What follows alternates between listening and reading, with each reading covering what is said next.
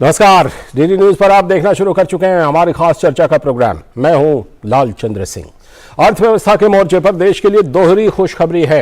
नरेंद्र मोदी सरकार के केंद्र में सत्ता संभालने के बाद से पिछले 8-9 सालों में भारत की प्रति व्यक्ति आय दोगुनी हो गई है और साथ ही आर्थिक लेन देन और योजनाओं के लाभ लेने के मामले में देश की आधी आबादी यानी कि महिलाएं बहुत ही तेजी से आगे बढ़ रही हैं।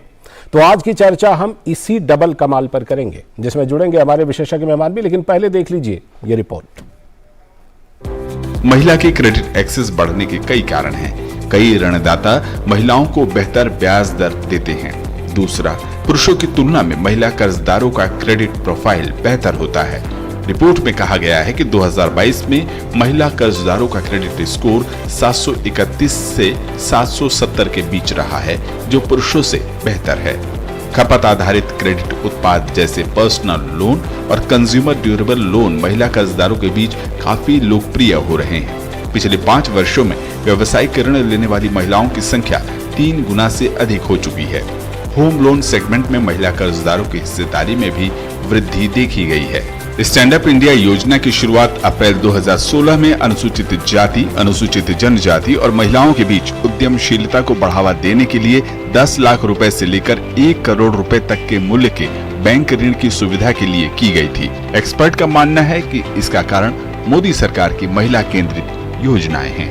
आज हर बैंक का, हर नेशनलाइज्ड बैंक की हर ब्रांच में कम से कम SC ST and 1 women loan must है। तो उसका बेनिफिट आज लेडी को मिल रहा है कि वो जाती हैं, अपने प्रोजेक्ट दिखाती हैं और इस कॉन्फिडेंस से दिखाती हैं कि जो बैंकर है उसको ये भरोसा हो जाता है कि ये जो बोल रही है ये करके दिखाएगी। मुद्रा पोर्टल पर सदस्य ऋणदाता संस्थाओं द्वारा अपलोड किए गए आंकड़ों के मुताबिक 27 जनवरी 2023 तक अप्रैल 2015 में योजना की शुरुआत की बाद से 38 करोड़ 58 लाख रुपए का ऋण दिया गया है, जिसमें 26 करोड़ 35 लाख का ऋण महिला उद्यमियों को दिया गया है। मेरी मदर ने बिजनेस स्टार्टअप करने के लिए बैंक से 85 लाख रुपीस का लोन लिया था, जिसमें से हम लोगों ने हाफ लोन ऑलरेडी पेड कर दिया है।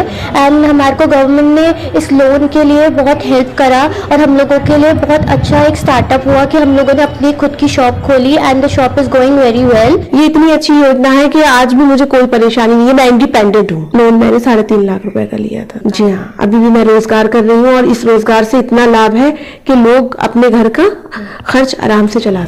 इतना ही नहीं, 1 दिसंबर 2022 से महिला उद्यमियों का समर्थन करने के लिए 10% गारंटी शुल्क की रियायत भी दी गई है। अन्य मामलों में 75% की तुलना में 85% की बढ़ी हुई गारंटी कवरेज को क्रेडिट गारंटी योजना के तहत महिला उद्यमियों को ऋण दिया गया है। Bureau report, DD news.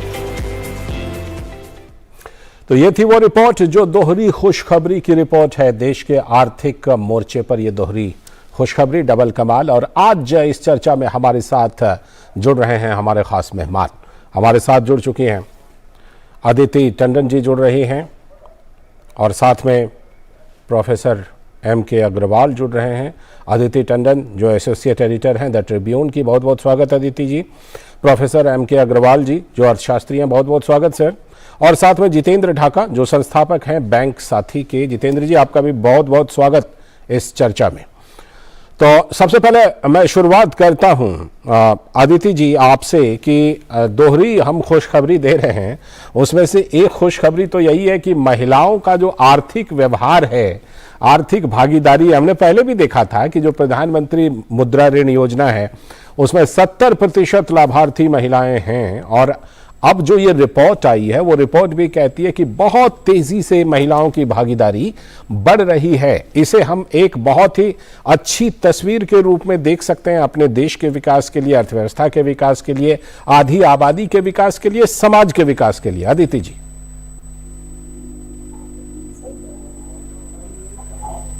Aditi जी, आपकी आवाज नहीं आ रही, जरा आप अनम्यूट कीजिए।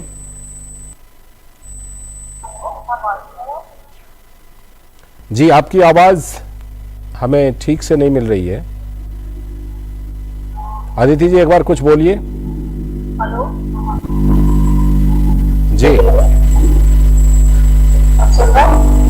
आदित्य जी, मैं आपकी ऑडियो को ठीक कराता हूं इस बीच में, और तब तक मैं प्रोफेसर एम के अग्रवाल के पास सवाल लेकर जाता हूं।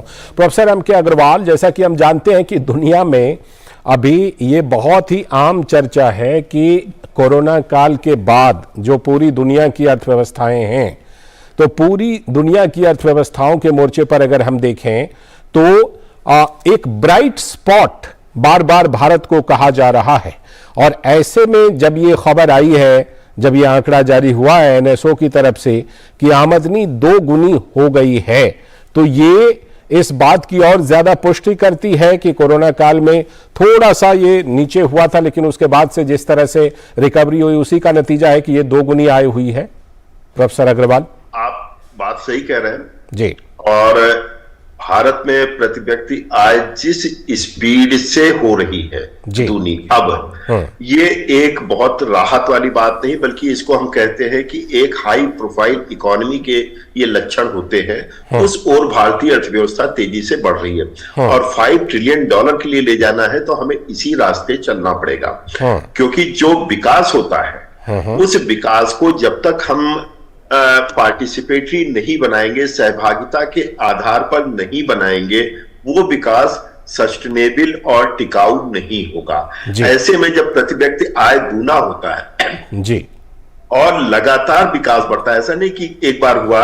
आप देखिए कोरोना काल का केवल 1 वर्ष निगेटिव ग्रोथ कर रहा है 20-21 का।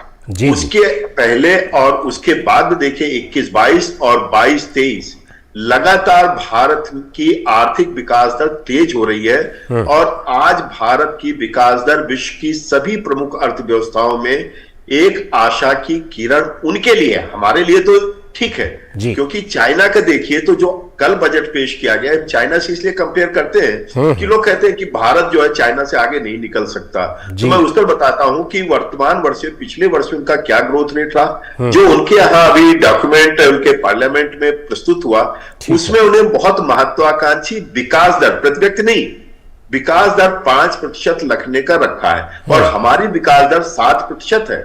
पिछले वर्ष ज्यादा थी और ये अगले वर्ष भी इसी के इर्द गिर्द होने की संभावना है। तो ये जो मैं कहना चाह रहा हूं कि ये जो विकास दर है सस्टेनेबल है, सतत है और इसके कारण है। एक कारण की चर्चा आप कर रहे हैं आज, तो मैं उसके बाद में आता हूं, लेकिन मैं कह सकता हूं कि ये आप कह सकते हैं सहभागिता के आधार पर है और ये एक ऐसा विकास दर है कि हर वर्ग को अपने साथ सहभागिता के आधार पर, चाहे कृषक हो, महिला हो, चाहे मजदूर तबका हो, चाहे उद्योगपति हो, चाहे और नए आदमी हो। और भारत की एक क्यों आ रहा है, एक महत्वपूर्ण बात क्या है, 14-15 से यदि हम देखते हैं हर वर्ष एक से ज्यादा नए ग्रोथ का सृजन हो रहा है। ठीक है, यानी कि टूरिज्म जैसे उभर रहा है। कभी हमारा सस्टेनेबल एग्रीकल्चर या जो कह सकते हैं कि ऑर्गेनिक फार्मिंग तेजी से आगे आ रहा है, तो नए नए ग्रोथ सोर्सेज इमर्ज कर रहे हैं, जिसके कारण लौटता हूं आपके पास प्रोफेसर अग्रवाल। आपने खास तौर पर वित्तीय भागीदारी की बात की और इसी भागीदारी में हम चर्चा कर रहे हैं कि आधी आबादी महिलाओं की भागीदारी जो बढ़ी है वो अपने आप में बहुत महत्वपूर्ण है। अदिति जी हमारे साथ जुड़ी हुई हैं। अदिति जी, हम आपसे यही जानना चाह रहे थे कि जिस तरह से महिलाओं की भागीदारी बढ़ी है, आर्थिक भागीदारी, आर्थिक व्यवहार, आर्थिक लेन देन, हम जानते हैं कि प्रधानमंत्री मुद्रा योजना में भी 70% लाभार्थी महिलाएं हैं। तो ये जो तस्वीर है ये अपने आप में एक बहुत ही अच्छी तस्वीर, चाहे वो अर्थव्यवस्था के लिए कहें, सामाजिक विकास के लिए कहें, देश के विकास के लिए कहें। अदिति जी। बिल्कुल, आपने जैसा कहा कि देश की आधी आबादी महिलाएं हैं और फाइनेंशियल इंक्लूजन की जहां तक बात की जाए, जब तक महिलाएं सशक्त नहीं होंगी तब तक देश का फाइनेंशियल इंक्लूजन पूरा नहीं हो सकता। हमने राष्ट्रपति द्रौपदी मुर्मू का जब भाषण सुना था अभी 31 जनवरी को, जो उन्होंने जॉइंट सिटिंग ऑफ पार्लियामेंट में दिया था, उसमें बहुत क्लियर और बहुत क्लैरिटी से ये बताया गया था कि कैसे महिला सशक्तिकरण जो इकोनॉमिक भी है, सोशल भी है और एम्प्लॉयमेंट जनरेशन के तौर पर भी है, हर मुद्दे पर सरकार की जो स्कीम्स हैं उसमें महिलाओं को प्राथमिकता दी जा रही है। सबसे इम्पोर्टेंट ये भी देखने वाली बात है कि इस वक्त हमारे देश में करीब 80 लाख सेल्फ हेल्प ग्रुप्स बन चुके हैं और हमने देखा कि किस तरह से फाइनेंस मिनिस्टर निर्मला सीतारमन ने जो अभी बजट प्रेजेंट किया, उसमें सेल्फ हेल्प ग्रुप्स को भी सशक्त करने के लिए एक बहुत इंपॉर्टेंट प्रावधान ये किया गया है कि रॉ मटेरियल्स, ब्रांडिंग और मार्केटिंग के लिए एक स्पेशल प्रावधान अब किया जाएगा। हम ये भी याद रखें कि कोरोना काल में जो सेल्फ हेल्प ग्रुप्स हैं, जो महिलाएं मुद्रा लोन लेकर छोटे छोटे अपने काम कर रही थी, उन्होंने फ्रंट लाइन में आके इस देश के नागरिकों को बचाने का काम किया। बिल्कुल। जितने भी मास्क उस वक्त बने, जितने भी सैनिटाइजर्स बने, कम्युनिटी किचन्स माइग्रेंट वर्कर्स के लिए लगे, उन सब कार्यों में महिलाओं ने बढ़ चढ़कर हिस्सा लिया। और उस वक्त पहली बार देश ने एक बहुत बड़े तौर पर महिला सेल्फ हेल्प ग्रुप्स की इंपॉर्टेंस का एक नमूना देखा।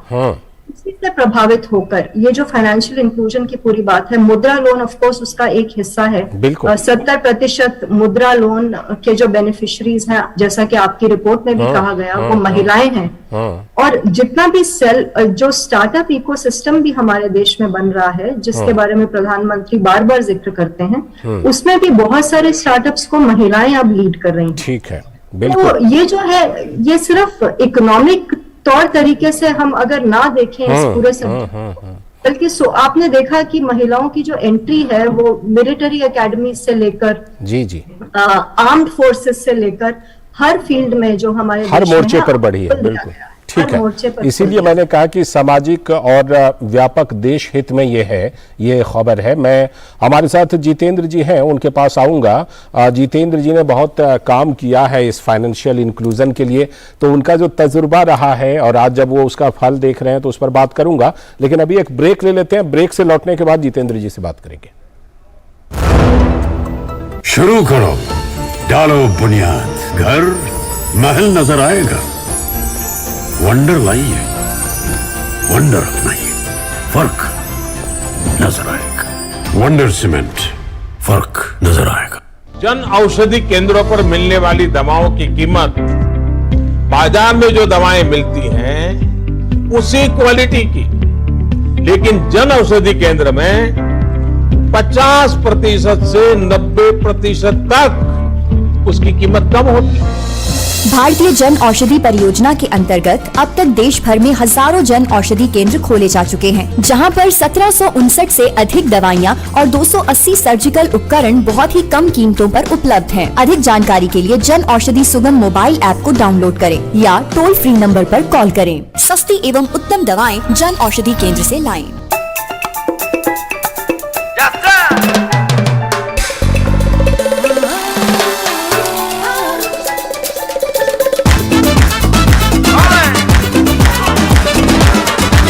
त्वचा का एक वादा, मैसूर सैंडल गोल्ड। अपने अंदर की खूबसूरती को जगाइए।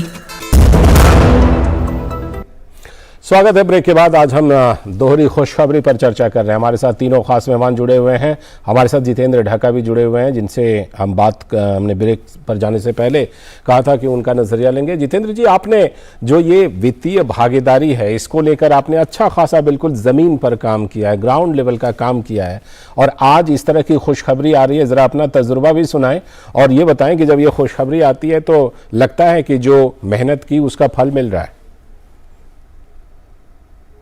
बिल्कुल जी। लाइक मैं तो बहुत राजस्थान के एक छोटे से गांव से हूँ, तो मैंने देखा है कि वहां पर लोगों को जो फाइनेंशियल प्रोडक्ट्स है उनका इंक्लूजन का बहुत बड़ा गैप है। और इवन वी कैन सी कि लोगों के पास लोगों को पता नहीं है बैंक अकाउंट क्या होता है, उसको कैसे यूज करते हैं, लोन कैसे होता है। सो जो मोदी जी की जितनी स्कीम्स भी आई थी, जैसे बहुत सारी ऐसी स्कीम्स हैं जिनके बारे में हम बताते भी हैं लोगों को, जैसे मुद्रा लोन है, अन्नपूर्णा स्कीम है, स्त्री शक्ति योजना है जो महिलाओं के लिए है, देना शक्ति स्कीम है। तो इतनी सारी स्कीम्स हैं, प्लस और भी जितने भी फाइनेंशियल जो प्रोडक्ट्स हैं जिनके बारे में लोगों को पता नहीं होता। तो हमने एक मिशन लिया था एज ए बैंक साथी इन वो कोविड टाइम के ऊपर कि लोगों को हम ज्यादा से ज्यादा लोगों को कैसे किस तरीके से फाइनेंशियल प्रोडक्ट्स पहुंचा सकते हैं। ठीक है। तो हमने पिछले 1.5 साल के अंदर कम से कम 3.5 लाख लोगों को हमने बैंक अकाउंट तक पहुंचाया, उनको बताया कि कैसे डीमेट अकाउंट खोल के आप इन्वेस्टमेंट कैसे कर सकते हो, लोन कैसे ले सकते हो, क्रेडिट कार्ड कैसे ले सकते हो। हमने कम से कम 1 लाख से ज्यादा लोगों की लाइफ को भी इंश्योर्ड किया है। तो हम कंटिन्यूस इसके ऊपर मिशन में लगे हुए हैं, और साथ ही हम ये भी बता रहे हैं कि किस तरीके से लोगों आप पैसे कैसे कमा सकते हो। तो अभी 19,000 पिन कोड के ऊपर हमने फाइनेंशियल एडवाइजर्स की एक टीम बिल्ड की है। टोटल 12 लाख फाइनेंशियल एडवाइजर्स है, जो कि सबसे बड़ा नेटवर्क है इंडिया में। LIC के बराबर एक एडवाइजर नेटवर्क हमने बिल्ड किया है, जो कि गांव गांव गली गली जाके बता रहा है कि कैसे फाइनेंशियल प्रोडक्ट्स को यूज करना है और किस तरीके से आप फ्रॉड और इन सब चीजों से भी बच सकते हैं। ठीक है, जितनी तारीफ की जाए कम है, और हम उम्मीद करते हैं कि आपका ये जो कारवां है ये आप आगे भी ऐसे ही बढ़ाते रहेंगे और आगे और ज्यादा लोगों को ज्यादा क्षेत्रफल में अपने काम को फैलाएंगे। Professor M.K. अग्रवाल, जो हम वित्तीय भागीदारी की बात कर रहे हैं, वित्तीय भागीदारी पर खास फोकस रहा है। हमने देखा है कि पिछले 8 सालों में, और ख़ास तौर पर अगर बात करूं जब से नरेंद्र मोदी की सरकार केंद्र में बनी है, तब से इस पॉइंट पर कि समाज के लोगों को, चाहे देखिए जनधन अकाउंट खोलने से लेकर के मुद्रा लोन से लेकर के ये तमाम जो योजनाएं हैं, इसमें वित्तीय भागीदारी पर बड़ा फोकस रहा है। क्या उसी का सुखद नतीजा आज हम देख रहे हैं और आज हम इस पर बात कर रहे हैं?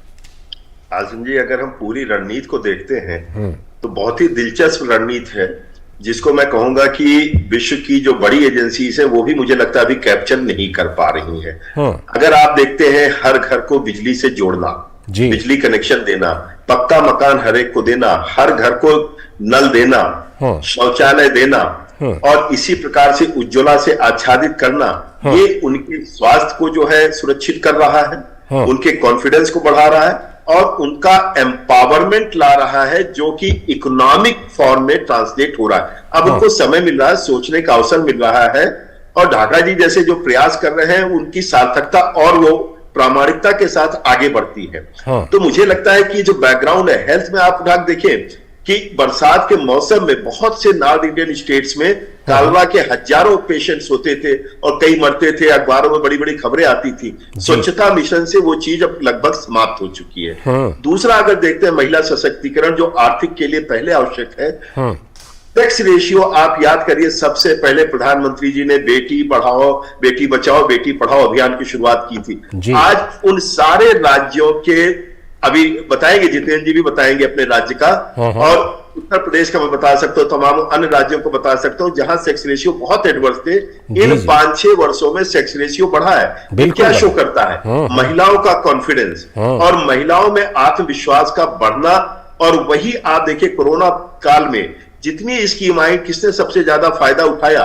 वो प्रेरित करता है कि महिलाएं आगे आए। अब उनको इसकी चिंता नहीं कि उनका स्वास्थ्य का क्या होगा। ठीक, जन औषधि से आप देखें तो 5 लाख वाला, अगर जन आरोग्य योजना देखें तो, स्वास्थ्य मिशन से देखें, उज्ज्वला देखें, ये क्या है? कैपेबिलिटी डेवलपमेंट, ये बहुत आवश्यक था। शिक्षा के क्षेत्र में देखें तो इसी प्रकार से अब ये इस बैकग्राउंड पर जितने भी प्रयास हो रहे हैं वो फलीभूत होते नजर आ रहे हैं। तो ये पूरी की पूरी रणनीति है। आप देखिए, मोबाइल पर बैंक, महिलाएं अगर मान लीजिए गांव में भी रहती है, मोबाइल पर बैंक, कौन सोच सकता था कि मोबाइल बैंकिंग में, या जनधन बैंकिंग में कहूं उसको, मैं तो मोबाइल बैंकिंग कहना पसंद करता हूं सामान्य बोलचाल में, कि 57 से 60% भागीदारी किसकी? महिलाओं की। बिल्कुल बिल्कुल। और क्रेडिट रेटिंग जैसा आपने भी दिखाया, मैंने भी इसका अनुभव किया है कि अगर किसी को लोन नहीं मिल रहा है, उनकी पत्नी का नाम दर्ज करा दीजिए, बैंक मैनेजर कहते हैं कि साहब आप लोन ले लीजिए। अब मुझे चिंता नहीं है। तो ये बात है, और ये रिपोर्ट में भी ये बात, rating it is very high. तो ये जो बैकग्राउंड मटेरियल है,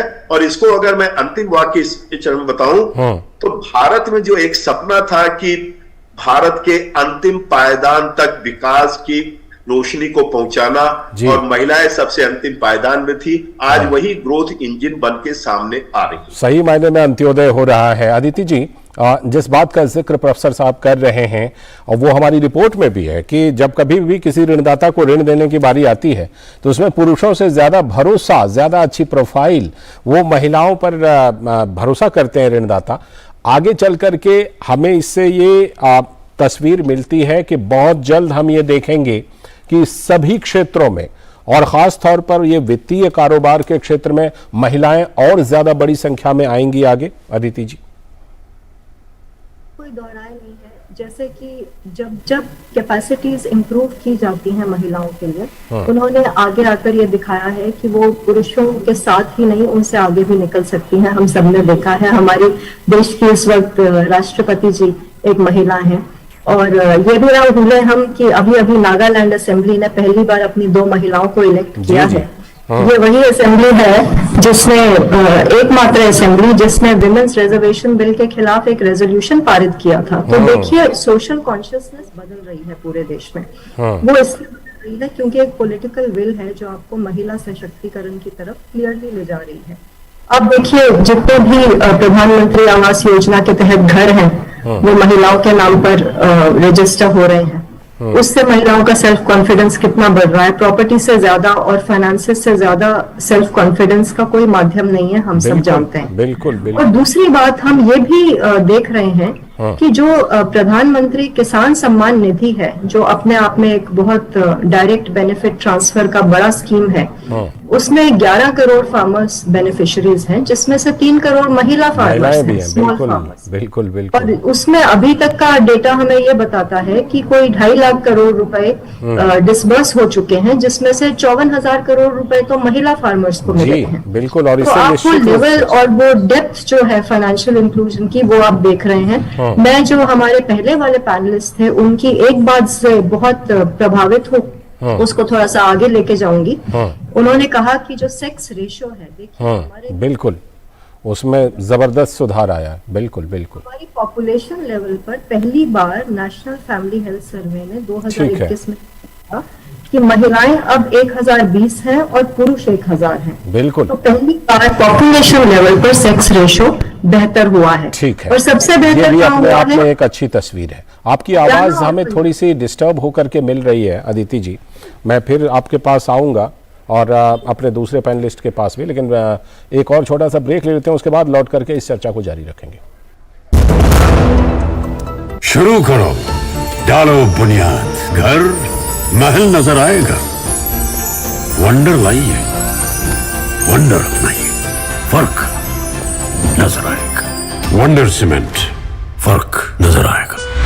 Invest once and enjoy guaranteed maturity with life cover with LIC's Dhan Varsha, a single premium plan for your family's security and prosperity.